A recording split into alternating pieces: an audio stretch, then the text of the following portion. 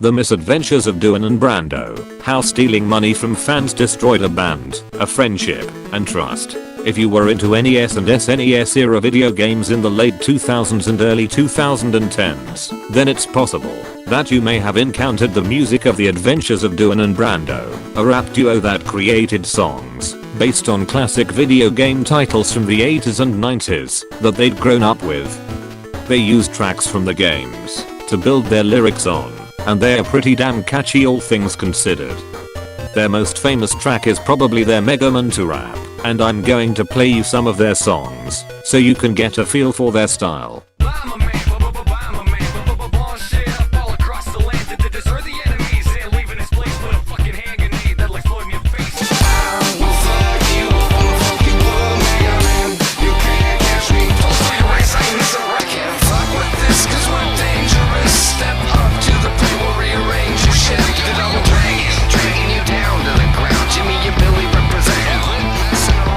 They were a video game band before it became as widely prevalent as it is now. In other words, Duane and Brando walked so later artists like JT Music and Dan Bull could run. Their original YouTube channel, as far as I can tell, has since been abandoned, with Duane disappearing and Brando making music under a few new names. But I'm getting ahead of myself here. After I made my MGS3 and Castlevania 3 videos, I'd gotten curious what had become of Duane and Brando since their last song was posted in 2017. As it turns out, there was a crazy story behind the band that I had somehow completely missed until recently. Let's dive into the history of Duane and Brando.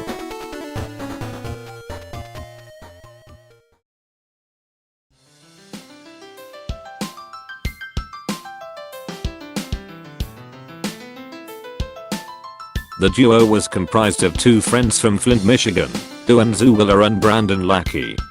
Based on the original upload dates of some of their music as well as the upload date of a single poorly animated episode for a show they never made that has the same name as their band, the duo began working together in 2008. Most of their classic songs came from this short period, though all of the original videos have been taken down and subsequently re-uploaded. Their band did not last long. By January 2010, they had separated due to infighting, as their TV Tropes page claims. This was formally announced on their website, which expressed that Duane was leaving the project and that Brando would continue on with his work. This split was due to Duane's wife informing Brando that she had slept with a mutual friend and asked Brando not to tell, as she said she herself would tell Duane. When I found out that Duane and his wife were moving in together, I was concerned and I asked her if she had told him yet. She told me that she hadn't, and that she didn't plan to. I contacted the mutual friend in question immediately thereafter and told him it was time to come forward and tell Duane the truth he deserved to hear. The mutual friend and I went over to Duane's and he told him face to face what had happened. Duane cursed me for not telling him sooner, or for even telling him at all, and quit Duane and Brando, all the while telling me I wasn't a good friend and shouting at me that he didn't need me. This initial breakup, perhaps, should have been a sign of things to come. In the business, we call this foreshadowing. The two made music on their own for a brief time. Duane made music under the name 8-Bit Duane with a series of songs known as Action Adventure World, warning for a homophobic slur in the Super Mario Land song. Some of the lines in these songs aged like milk.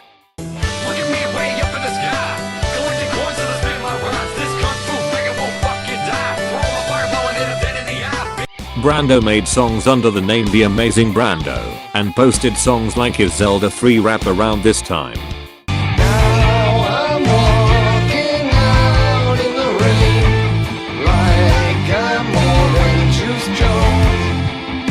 Their parting of ways did not last long, as Duane and Brando held a reunion show in 2010, then officially reformed the band in summer of 2012.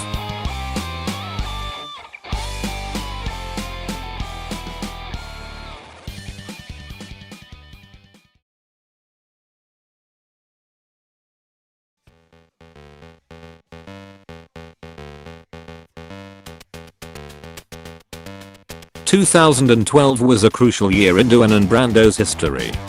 It saw the release of the duo's Earthbound album, solely dedicated to the 1994 game named, you guessed it, Earthbound, which naturally featured raps, based on the soundtrack alongside some instrumental covers of the game's songs. Beyond that, Duane and Brando put up a Kickstarter to fund a tour for their reunited band.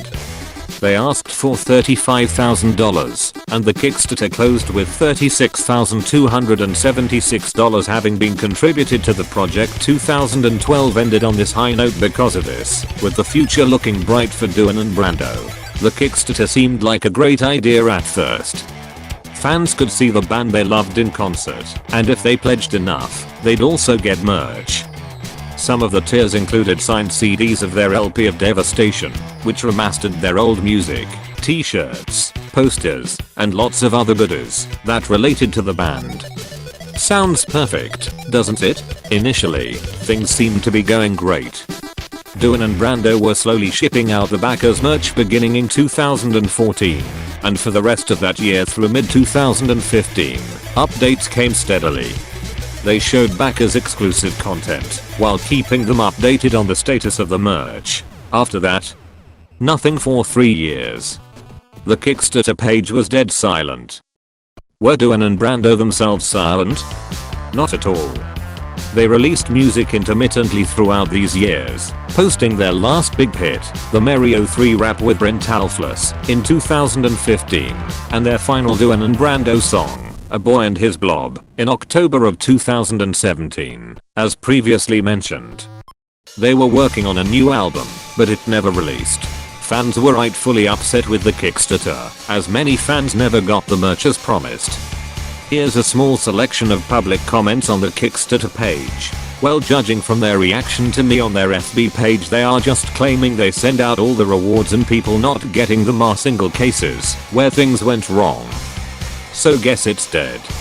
If they now claim to be done with it, there is no way they will ever send out stuff again and just pocketed the money without rewarding the higher tiers. Yeah, I don't think they'll ever ship out the stuff at this point, 4.5 years after the expected shipping, and the last comment from them was back in November 2015. So, any chance of chain tier items getting shipped out, like, ever? Many other complaints are probably locked behind the backer only posts.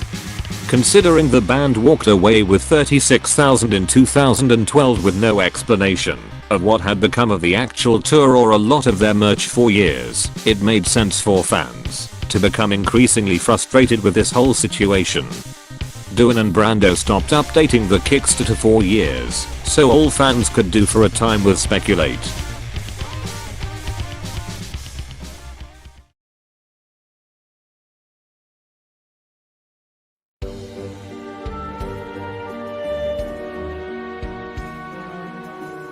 The full story finally came to light after years of confusion. In April of 2018, Brando broke his silence and posted a shocking update to the Kickstarter page. All of the money was long gone. And who was to blame? According to him, it was his own band partner, Duane, who ran off with a vast majority of the cash. I'm going to condense the story down, so please give the full thing a read on Kickstarter if you can. I also ask you to take the story with a grain of salt. Brando has no proof of his claims, so it's all hearsay. I believe him, as do many fans, but we'll never know for sure. As Brando explains in the post, around the time of the band's reunion, he was homeless, living in an ancient RV in miserable conditions with no ID and no money. Brando didn't have a personal bank account, so Duane oversaw all of the Kickstarter money. You can see where this is going. Brando found a permanent residence and got his ID back in mid-2013. By then, Brando claims that he was told that all of the money was gone, vanished into thin air. Over $20,000 was missing, since they could account for the cost of some of their t-shirts, and for $6,000 allotted to Brando to get him and his fiancée back on their feet. Brando says he's never been given a clear answer as to where the money went, but he suspects it could have gone to Duane's family expenses. It was then up to Brando to get the merch out, merch they didn't have aside from the previously ordered t-shirts. He states that he spent thousands out of his own pocket, with additional money from his fiancée, to get the merch out to people. If you're wondering why Brando didn't call Duane out sooner or take him to court, then here's Brando's explanation for you. This is where I made my mistake and let you guys down. I didn't want to make Duane's life harder than it needed to be. He has kids, and they need their dad. This was also around the time that his brother passed away tragically. Brando was apparently stuck between a rock and a hard place. They had no money to make the promises they made for the Kickstarter happen. But he couldn't go after Duane to get the money either, because he didn't want to ruin Duane's or his family's life. Brando was sitting on a huge amount of merch he couldn't afford to ship to the backers as promised. Brando states that his career was ruined because of Duane and Brando. However, he chose honesty over hiding the truth. If this was the true story, then it was an honorable thing to do. As Brando says, all the same, someone had to stand up and take responsibility and tell the truth. For the past 5 years, I felt it wasn't my place, but the prevailing silence has forced my hand. I have been the face of Duane and Brando for the past 5 years, not necessarily because I wanted to be, but because nobody else would. I cannot allow this to continue to ruin my life, nor can I tolerate knowing that you guys are out there waiting and wondering. After that, the Adventures of Duane and Brando was permanently disbanded. The two likely never spoke again. Only 2 more updates were posted to the Kickstarter, both in 2020. Brando promised to try and ship out any merch backers requested that they were owed. As to whether this happened or not, I don't know, but no one has spoken against this or complained, so I assume, if people took him up on his offer, that they got what they asked for. Is all of this story true? Only Duane and Brando know the truth. But Duane was silent after all of this. Some fans asked for Duane's side of the story so they could make an informed judgment, but it never came. Most were just quietly disappointed in Duane and in the way this situation had unfolded. After years of being strung along and left in the dark, they couldn't be too shocked or too hurt, right? Well, that's really shitty, and that really sucks. For everyone, 2012 me was ecstatic at the idea of Duane and Brando actually potentially coming to Toronto for a killer show, and 2018 me is disappointed, but nowhere near as disappointed as 2012 me would have been. This one comment from a backer basically sums up a good chunk of the comments left upon Brando's post. The fans weren't mad, just disappointed. After the 2018 update came out, Duane dropped off the face of the earth for years, up until he supposedly posted new music under a new name, Class Kid. I'm not entirely sure that it's him, but this singer does sound like him.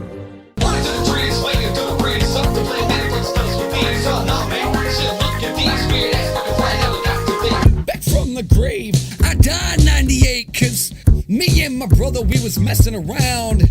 If it's him, he's obviously trying to keep his distance from the Duane and Brando brand. He hasn't posted any music in a year, though, so who knows if he's continuing the project, or if he just wants to lay low from YouTube, since people recognized him immediately.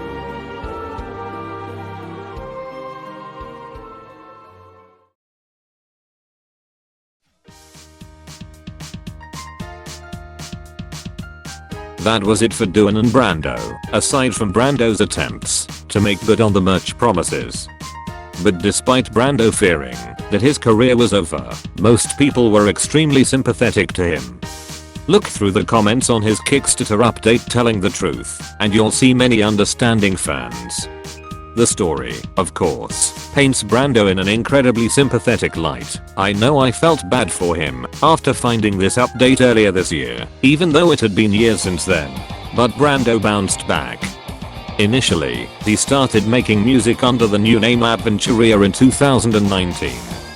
But it seems like he abandoned that name and went back to his old name, The Amazing Brando. He also went and changed his newer channel name from Adventuria to Sleep Echo, as he felt like Adventuria would be better suited as a record label to categorize all of his recordings under. At first, he started out with works similar to his older stuff. He released a remastered version of his older Castlevania 3 rap from the initial breakup period to kick things off on his new YouTube channel. However, as time has wore on, Brando has slowly started changing his style. He's still clearly inspired by video games, but he's mainly posted instrumentals, stuff wildly different than his old nerd raps. Give one of his newer songs, Boy.Wav, a listen. It's totally night and day from Duane and Brando songs, or from Castlevania 3.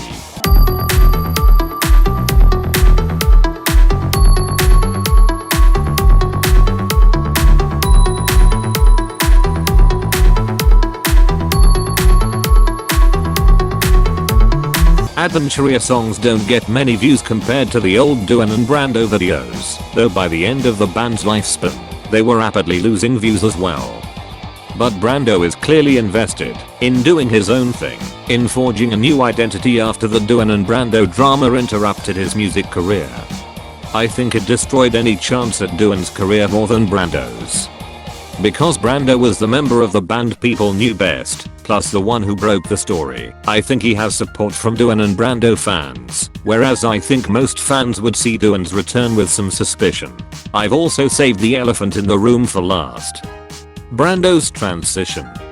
In October of 2022, Brando started to transition from male to female. He changed his name to Jamie Filler, now uses female pronouns, and just uses the amazing Brando as a stage name now. I would like to apologize to anyone I've offended for thinking I've misgendered Brando. This video was meant to go over the history of the rap duo, which is why I have used male pronouns in this video, as most of the events covered in this video were pre-transition Brando. This is not a political YouTube channel, and I haven't made my voice known about what side of the fence I'm on. Brando clearly made the choice to transition to Jamie on her own accord, and if that's what she wanted, so be it.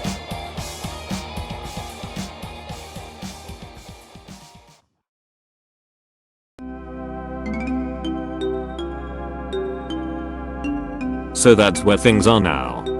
Regardless of all the crazy things that happened with this little nerd rap band from Michigan, Brando/Jamie has slowly but surely rebuilt after the Kickstarter drama. She did something new with her music, and has my respect for trying to fulfill the promises made to the backers. And wherever Duane is, hopefully he's doing alright as well. I, like many fans, hold no genuine ill will towards him. His brother passed away around that time, and he had a family to care for. I hope you enjoyed this look at a former rap duo.